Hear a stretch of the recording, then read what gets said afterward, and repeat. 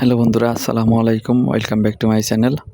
আজকের ভিডিওতে আমি বিস্তারিত আলোচনা করব আপনাদের মাঝে যে হঠাৎ কেন গার্মেন্টস শ্রমিকরা আন্দোলন করতেছে আর কেন বা মহাসড়ক অবরোধ করলো, এই বিষয়ে পুরো বিস্তারিত আলোচনা করব এবং সেই সাথে শ্রমিক যারা আছেন তারা কেন আন্দোলন করতেছেন বারবার এবং কেনই বা মালিক পক্ষরা দ্বিধাদ্বন্দ্বের মধ্যে পড়তেছে, এজন্য এই বিষয় নিয়েও কিন্তু আমি আলোচনা করব ভিডিওর শেষে। তাই শুরু থেকে শেষ পর্যন্ত ভিডিওটা দেখতে থাকুন, কারণ ভিডিওটা অনেক শিক্ষণীয় একটা ভিডিও হবে আপনাদের জন্য। তাই ভিডিও শুরু থেকে শেষ পর্যন্ত দেখতে থাকুন, 1 সেকেন্ডের জন্য স্কিপ করবেন না। এবং যারা আমার চ্যানেলটা সাবস্ক্রাইব করে নাই তারা এখনই সাবস্ক্রাইব করে বেল আইকনটি বাজিয়ে দেবেন এরকম গার্মেন্টসের অজানা নতুন ভিডিও পেতে। তাহলে চলুন বেশ কথা না বাড়িয়ে শুরু করি। গার্মেন্টস শিল্পে বর্তমান আমরা আজকেও দেখেছি যে গাজীপুরে কিছু কিছু ফ্যাক্টরিতে আন্দোলন চলছে এবং তারা কিন্তু মহাসড়ক পর্যন্ত অবরোধ করেছিল। কিন্তু কেন গার্মেন্টস শ্রমিকরা কেন বারবার এরকম কাজ করতেছে? আসলে কিন্তু এটা কি গার্মেন্টস শ্রমিকদের কোনো পাওনা দাবি কিন্তু না। তাহলে কেন তারা বারবার আন্দোলন করতেছে? এখানে একটা আছে চক্র।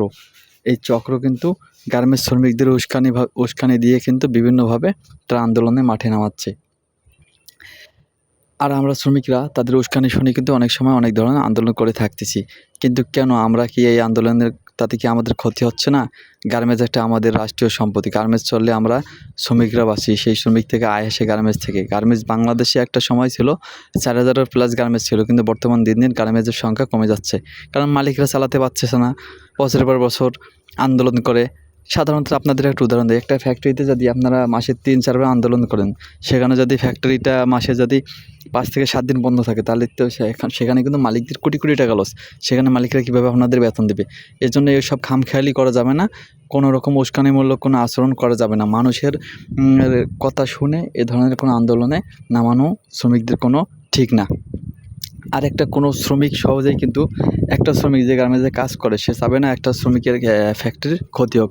এখানে একটা থার্ড পার্সন কোনো মহল আছে যারা এইসব দুর্ঘটনাগুলো ঘটাচ্ছে এবং তারা এইসব ফ্যাক্টরিতে বিভিন্ন ধরনের ভাঙচুরও করতেছে।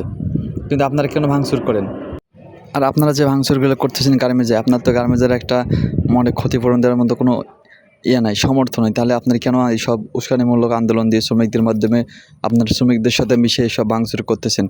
আপনাদের যে যখন ফ্যাক্টরির মালিকরা এই আন্দোলনের পরে যখন সিসিটিভি ফুটেজ দেখে যখন আপনাদের ধরবে, যখন আপনাদের পুলিশ ধরে নিয়ে যাবে, তখন তো আপনাদের লক্ষ লক্ষ টাকা দিয়েও কিন্তু আপনারা জেল থেকে বেরোতে পারবেন না। কাজেই আপনারা নিজে সতর্ক হন এবং শ্রমিকদের ভালোভাবে কাজ করতে দিন।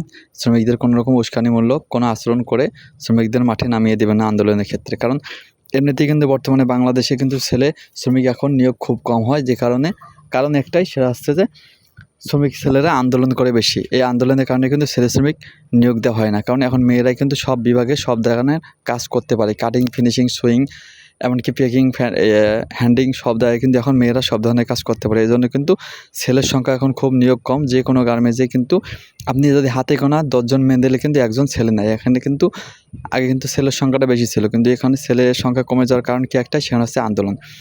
আর হ্যাঁ, শ্রমিকদের শুধু দোষ দেব না, কিছু কিছু ফ্যাক্টরির মালিক আছে যারা সামর্থ্য থাকার পরেও কিন্তু তারা বেতন দেয় না।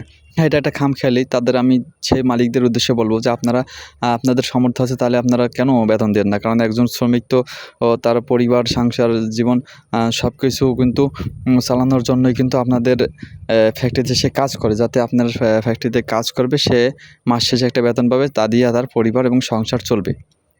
এই জন্যই তো শ্রমিকটা কাজ করে, তাই না? তাহলে আপনারা কেন বেতন দেবেন না?